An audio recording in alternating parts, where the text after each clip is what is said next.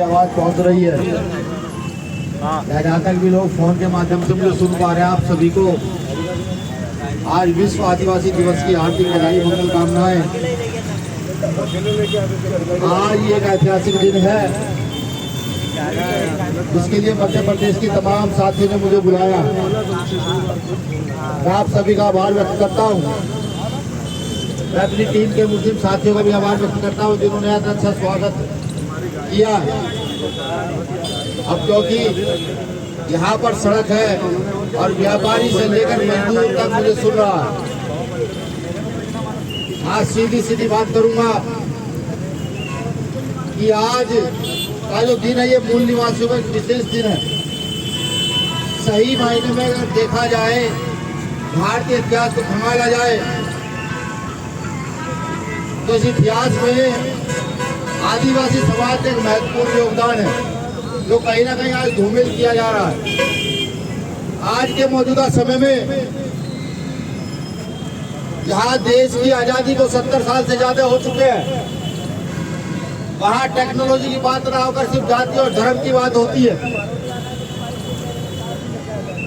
विश्व का कोई सा भी देश हो जहां सिर्फ जाति और धर्म की बात होगी, वहां देश की उन्नति रुक जाती है, वो उन्नति नहीं हो सकती। मैं जब जब इतिहास पढ़ता हूँ, जब जब बुजुर्गों से सुनता हूँ कि भारत कभी सोने की चिड़िया था, तो तब तब मन में एक चीज उठती है कि भारत आगे आने वाले समय में सोने की चिड़िया कब बनेगा। या सिर्फ इस देश के अंदर हिंदू मुस्लिम के नाम पर या जाति के नाम पर दंगे होते रहेंगे। साथियों, जहाँ शिक्षा का प्रभाव होना चाहिए, जहाँ बच्चों की शिक्षा को उन्नत करने का प्रभाव होना चाहिए, वहाँ आज पूरे देश में धर्म के नाम पर षड्यंत्र फैलाए जा रहे हैं। मैं जब निकलता हूँ सड़कों पर, महानगर की सड़कों पर देखता हूँ तो हजारों लाखों झुग्गी झोपड़ियां दिखती है। जब गांव की ओर चलता हूँ तो ना जाने कितने ऐसे बच्चे मिलते हैं जहाँ आज भी शिक्षा का बड़ा अभाव है। ये सब होगा कैसे? ये सब होना भी तो चाहिए, ये भी जानना जरूरी है। एक प्रधानमंत्री हुए चौधरी चरण सिंह साहब, उनको जब मैं पढ़ रहा था तो उनका एक वक्तव्य मैंने पढ़ा, उसमें लिखा हुआ था कि इस देश की उन्नति का रास्ता यहाँ के खेतों खलिहानों से होकर गुजरता है। इसका सीधा मतलब है भारत की उन्नति का रास्ता भारत के मजदूर किसानों से होकर गुजरता है। ये शायद हम भूल गए हैं कि भारत एक कृषि प्रधान देश है, ये हम भूल गए। आज की व्यवस्था की अगर मैं बात करूं तो जो व्यवस्था लोगों के लिए स्थापित होनी चाहिए थी, वो व्यवस्था आज पूंजीपति और नेताओं के लिए स्थापित है। मेरा मानना है कि भारत की सिर्फ 2 समस्याएं हैं। अगर ये 2 समस्या भारत की दूर हो जाए तो भारत का कमजोर वर्ग, भारत का मजदूर वर्ग, भारत का किसान, भारत का जवान उन्नत हो जाएगा, शिक्षित हो जाएगा। वो व्यवस्था क्या है कि जिस दिन भारत के अंदर, देश के अंदर शिक्षा का और चिकित्सा का एकीकरण हो गया, उस दिन समझिए सबकी परेशानियों का सलूशन हो जाएगा। वो कैसे होगा कि जब देश की शिक्षा एक हो जाएगी, एक मजदूर का बेटा, एक सिपाही का बेटा, एक मास्टर का बेटा, एक डीएम का बेटा और एक मुख्यमंत्री का बेटा एक ही स्कूल में जाने लगेंगे और एक साथ बैठकर पढ़ने लगेंगे, तो समझिएगा इस देश की समस्या का समाधान हो रहा है।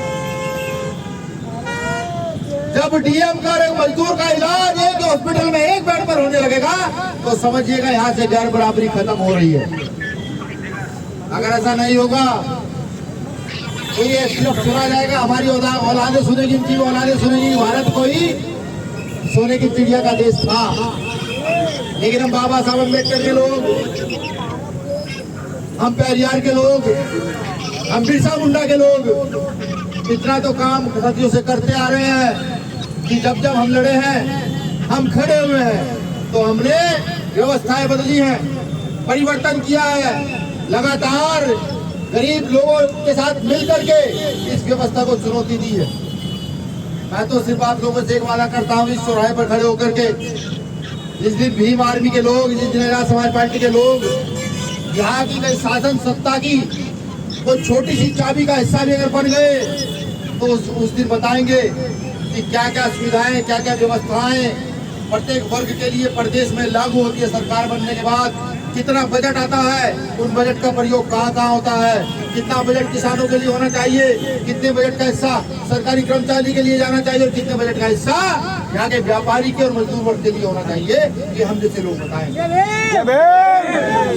बाबा साहब अम्बेडकर ने कहा था, शिक्षा सेवनी का वो दूध है जो पिएगा वो दौड़ेगा।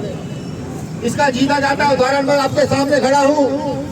एक गरीब वर्ग का गरीब घर से निकला हुआ बच्चा हूँ, लेकिन बाबा साहब अम्बेडकर के द्वारा दिए गए शिक्षा के अधिकार को प्राप्त करके आज यहाँ आपके चौराहे पर इंदौर में दौड़ रहा हूँ। पूरे भारत में दौड़ते हैं हम लोग, अन्याय के खिलाफ खड़े होते हैं। जहाँ तक लोग मुझे सुन रहे हो, कभी किसी के साथ कुछ गलत हो, बिना जाति वर्ग देखे तो भीम आर्मी के लोगों से संपर्क कीजिएगा। वो चाहे काम सरकारी हो, वो चाहे काम प्राइवेट हो, अगर कहीं शोषण होगा तो हम लोगों को बताएगा, हम आप लोगों के साथ खड़े होंगे। शुक्रिया, जय भीम। आप लोगों ने मुझे सुना, मेरी ओर से पुनः विश्व आदिवासी दिवस की आप सभी को हार्दिक बधाई, मंगल कामना।